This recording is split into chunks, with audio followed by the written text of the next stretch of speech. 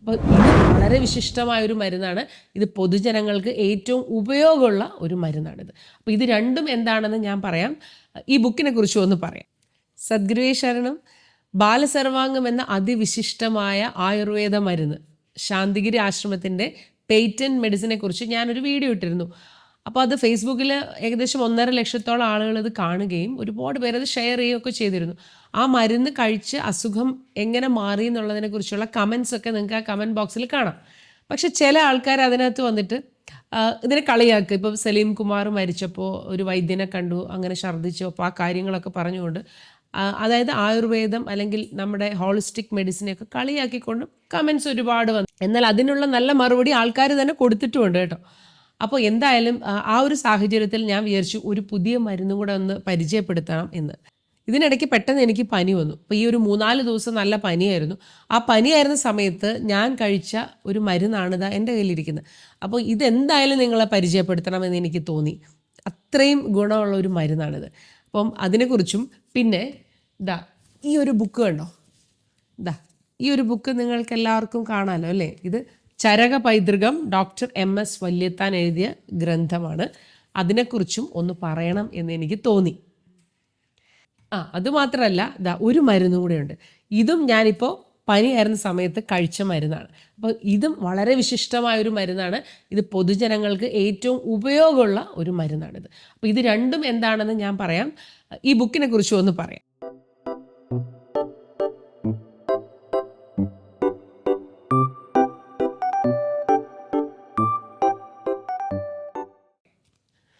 എല്ലാവർക്കും ലൈഫ് ഡിവൈൻ്റെ പുതിയ എപ്പിസോഡിലേക്ക് സ്വാഗതം. ഞാൻ ആശാലത ശ്രീ. ഇപ്പോൾ വൈദ്യന്മാർ മരുന്ന് കൊടുത്തത് കൊണ്ട് ആരെങ്കിലും മരിച്ചെന്നോ അല്ലെങ്കിൽ കൊടുക്കാതിരുന്നത് കൊണ്ട് മരിക്കാതിരിക്കുമെന്നോ എന്നൊക്കെ പറയുന്നതിന് മുമ്പ് എല്ലാവരും ഒന്ന് ശ്രദ്ധിച്ചറിയാം. ഏറ്റവും കൂടുതൽ ആൾക്കാർ മരിക്കുന്നത് എവിടെയാണ്? നമ്മുടെ മെഡിക്കൽ കോളേജിൽ തന്നെയാണ്. അപ്പോൾ അതുകൊണ്ട് നമ്മൾ ആരെങ്കിലും ഇംഗ്ലീഷ് മെഡിസിൻ കഴിക്കാതിരിക്കുന്നുണ്ടോ? അപ്പോൾ ആയുർവേദ മരുന്ന് കഴിച്ചു അല്ലെങ്കിൽ സിദ്ധമരുന്ന് കഴിച്ചു അല്ലെങ്കിൽ ഏതെങ്കിലും ഒരു ഹോളിസ്റ്റിക് മെഡിസിൻ കഴിച്ചു എന്നിട്ട് അയാൾ മരണപ്പെട്ടാൽ അതെല്ലാം കൂടെ ആ മരുന്നിൻ്റെ പുറത്ത് കൊണ്ടുവന്ന് വെക്കുന്നത് അത് തികച്ചും ബാലിശമായിട്ടുള്ള ഒരു കാര്യം മാത്രമാണ്.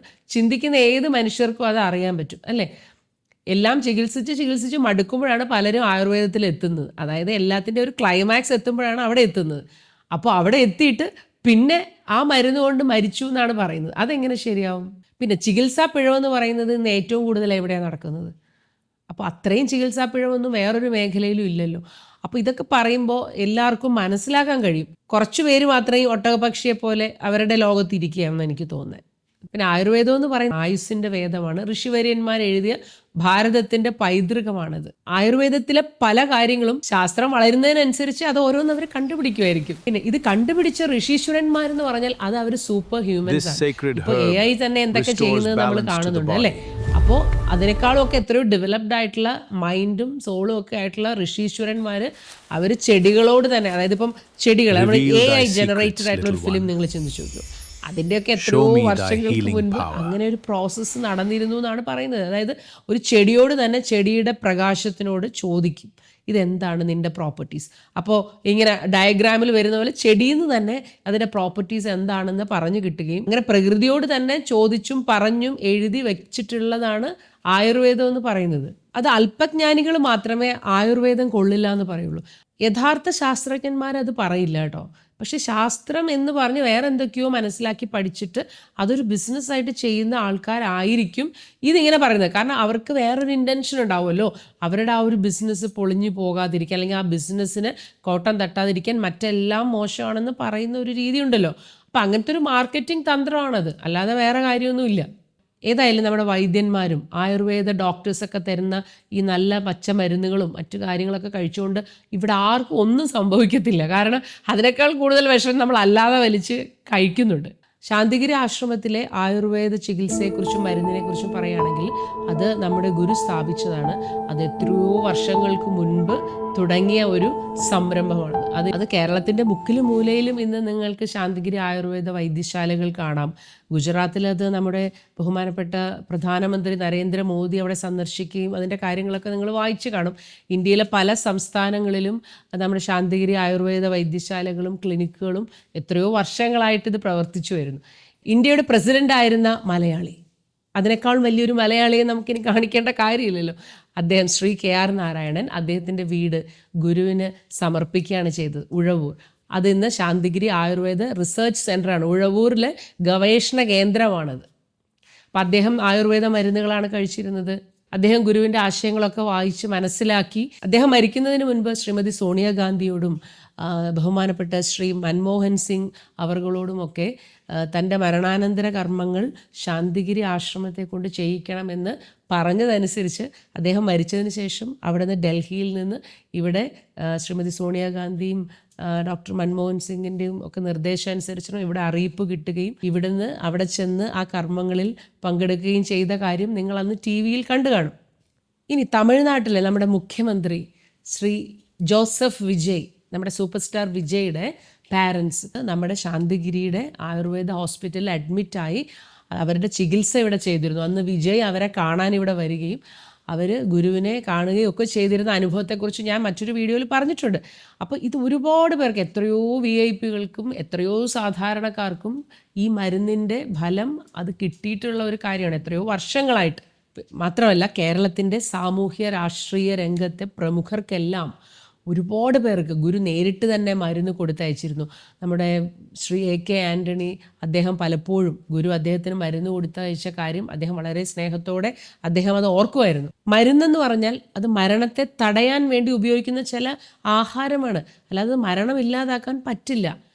നമ്മൾ എന്താ ചെയ്യേണ്ടതെന്ന് വെച്ചാൽ ഇതെല്ലാം സമന്വയിപ്പിച്ച് കൊണ്ടുപോകുന്ന ഒരു ഇൻ്റഗ്രേറ്റഡ് മെഡിസിനാണ് അറിവുള്ളവർ പറയുന്നത്. എത്രയോ വർഷങ്ങൾക്ക് മുൻപ് ഈ ഇൻ്റഗ്രേറ്റഡ് മെഡിസിനെ കുറിച്ച് ഗുരു ഇവിടെ സംസാരിക്കുകയും നമ്മുടെ ആശുപത്രികളിൽ അത് തുടങ്ങുകയും ചെയ്തിരുന്നു.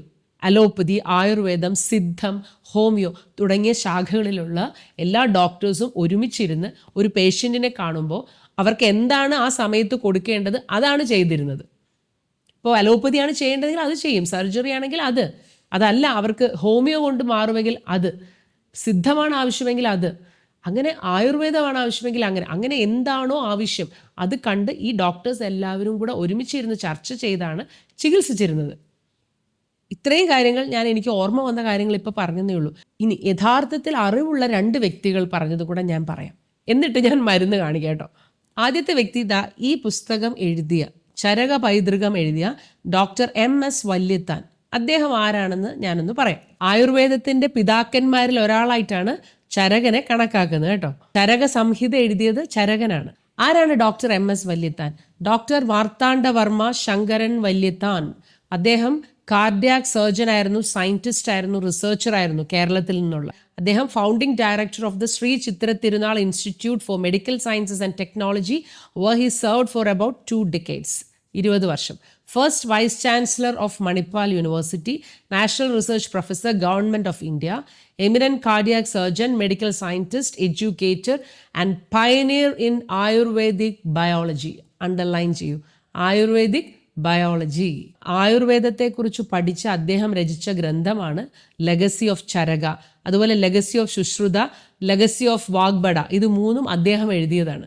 ഇനി ഈ സെൻറ്റൻസ് ഒന്ന് ശ്രദ്ധിച്ച് കേൾക്കണേ.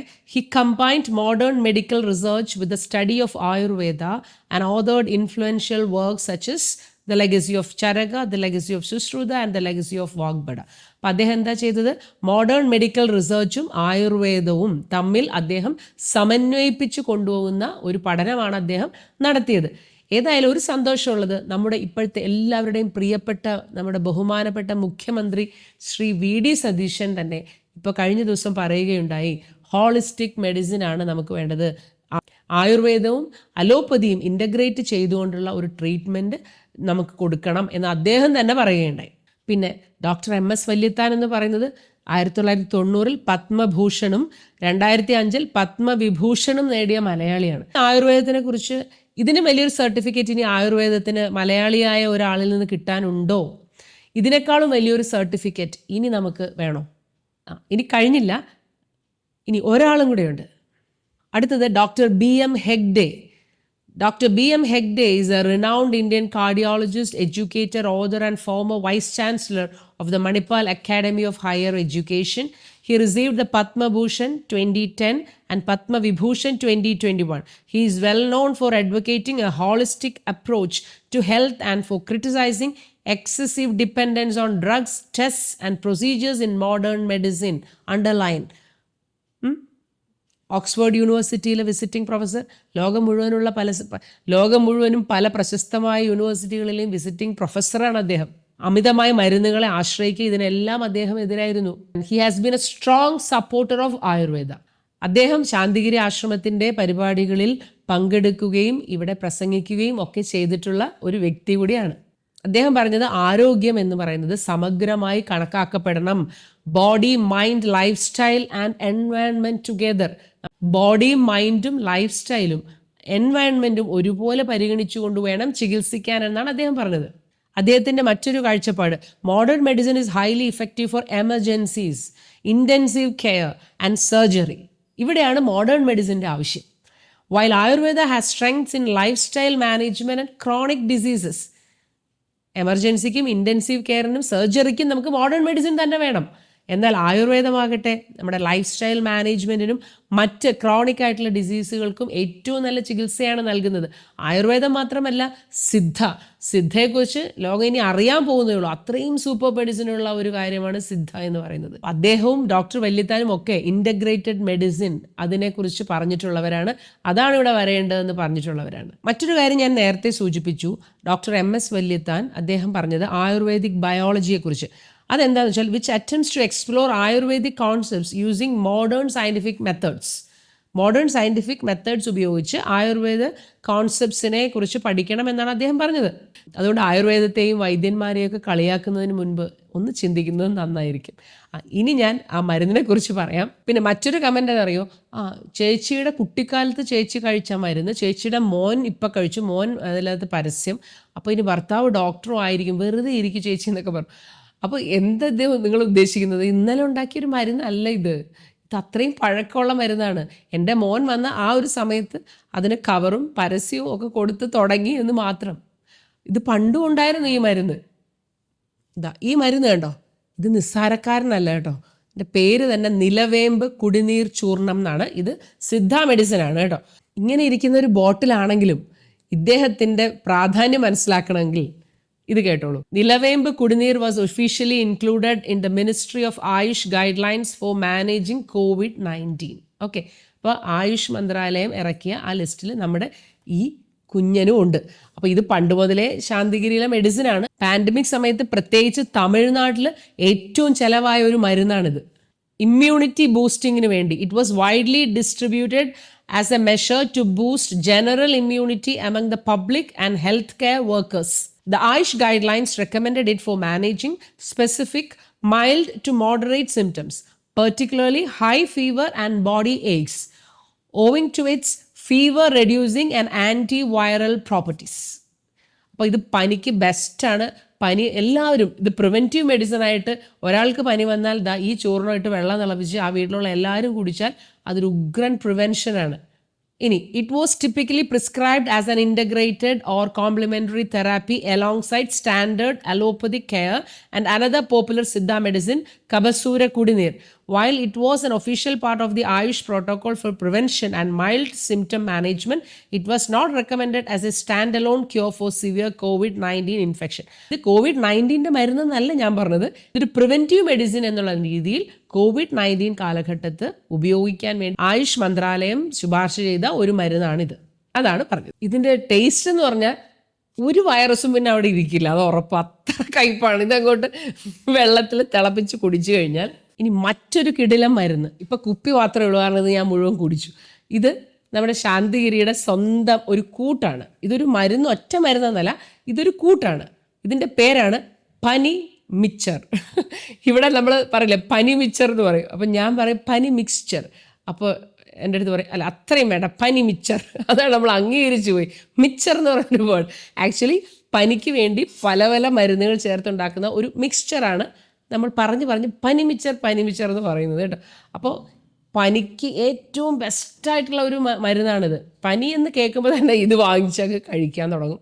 അതോടുകൂടി നമുക്ക് നല്ല ഒരു സുഖമുണ്ട്. ഈ പനി എന്ന് പറയുന്നത് നമ്മളെ അങ്ങ് കൊണ്ടുപോകില്ല, അത്രയ്ക്ക് നമുക്ക് ഒരാശ്വാസവും പെട്ടെന്ന് ചുമയും കഫവും. അപ്പോൾ പക്ഷേ ഇതിൻ്റെ പ്രത്യേകത എന്താണെന്ന് വെച്ചാൽ ഇപ്പോൾ നമുക്ക് ചിലപ്പോൾ ചുമയായിരിക്കും കൂടുതൽ, വയറുവേദനയാണ്, അങ്ങനെ ഓരോ സിംറ്റം അനുസരിച്ച് ഇതിനകത്തുള്ള മെഡിസിൻസ് കൂട്ടുകയും കുറയ്ക്കുകയൊക്കെ ചെയ്യും. അപ്പോൾ അത് നിങ്ങൾ ആയുർവേദ ക്ലിനിക്കിൽ, ശാന്തിഗിരിയുടെ ആയുർവേദ ക്ലിനിക്കിൽ ചെന്നാൽ നിങ്ങൾക്ക് പനിയാണ്, അവിടുത്തെ സിംറ്റംസ് എന്താണെന്നൊക്കെ പറഞ്ഞാൽ അതിന് പറ്റിയ ഗുളികകളും ഒരുപാട് കാര്യങ്ങൾ കുറച്ച് നേരം എടുക്കും. കുറച്ച് നേരമുള്ളവർ ചെന്നാൽ മതി, അല്ലെങ്കിൽ നേരം ഉണ്ടെങ്കിലേ ചെന്ന് നിന്ന് ഇത് പറയാവുള്ളൂ. കാരണം ഇത് പെട്ടെന്ന് ഇത് കിട്ടത്തില്ല, കാരണം അത്രയും മരുന്നുകൾ അരച്ചരച്ച് അവർ എടുക്കണ്ടേ. അപ്പോൾ ഇതൊന്ന് പറഞ്ഞിട്ട് അങ്ങോട്ടോ ഇങ്ങോട്ടോ പോയി നിന്നിട്ട് വരുമ്പോഴത്തേക്ക് ഇത് കിട്ടും. അപ്പോൾ എന്നാൽ അത്ര ഗുണമുള്ള ഒരു കാര്യമാണ്. നമ്മുടെ ഗട്ടിനും നമ്മുടെ വയറിനും എല്ലാത്തിനും ശരീരത്തിനും മുഴുവനും ഗുണം തരുന്ന കൂട്ടുകളാണ് ഇതിലുള്ളത്. ചില മരുന്നുകളുടെ പേര് ഞാൻ വായിക്കാം, കാരണം ഇത് ഇന്ന മരുന്ന് എന്നില്ല. അത് നമ്മളുടെ ആവശ്യവും നമ്മുടെ ശരീരത്തിൻ്റെ നിലയും അനുസരിച്ച്, ഇപ്പോൾ വിട്ടുമാറാത്ത ചുമ, പനി അങ്ങനെയാണെങ്കിൽ അതിന് വേറൊരു മരുന്ന് ചേർക്കും. ഇപ്പോൾ അല്ല ശ്വാസതടസ്സമാണ്, കഫക്കെട്ടാണ്, നമുക്ക് എന്താണ് നമ്മുടെ ഇഷ്യൂ എന്ന് ചോദിക്കും ഡോക്ടർ. അതനുസരിച്ചാണ് ഇതിൽ മരുന്നുകൾ അരച്ച് ചേർക്കുന്നത്. എനിക്ക് കിട്ടിയ പനി മിക്സ്ചർ എന്ന് പറയുന്നത് ഇന്ദുകാന്തം കഷായം കൂടെ ചേർത്തിട്ടുണ്ട്. ഇത് എല്ലാവർക്കും ഇപ്പോൾ ഇത് വേണമെന്ന് നിർബന്ധമില്ല. ചില മരുന്നുകളുടെ പേര് ഞാൻ പറയാം. ദശമൂല കടുത്രയം, വാശാരിഷ്ടം, സുദർശന ഗുളിക, ഗോരോചന ഗുളിക, ഇങ്ങനെ പലതും ഇതിനകത്ത് ചേർക്കും കേട്ടോ. ഇതിപ്പോൾ ഞാൻ 3-4 വെറുതെ ചോദിച്ച് എഴുതി വെച്ചതേ ഉള്ളൂ. ഡോക്ടേഴ്സിന് ഇതിൻ്റെ ഒരുപാട് ലിസ്റ്റുണ്ട്. അതനുസരിച്ച് അവർ മരുന്നൊക്കെ അരച്ച് ചേർത്താണ് നമുക്ക് തരുന്നത്. അതുകൊണ്ട് ചുമയും പനിയൊക്കെ തുടങ്ങിയെന്ന് കണ്ടാൽ ഉടനെ ഓടിപ്പോയി പനി മിക്സ്ചർ വാങ്ങിക്കുക എന്നുള്ളതാണ് നമ്മുടെ പ്രധാനപ്പെട്ട ഒരു കാര്യം. പക്ഷേ ഇതെന്താ പറയുക, ഇത് വാങ്ങിക്കാൻ എല്ലാവർക്കും ഇഷ്ടമാണ്. ഇതിന് ഒരു മധുരമൊക്കെ ഉണ്ട്.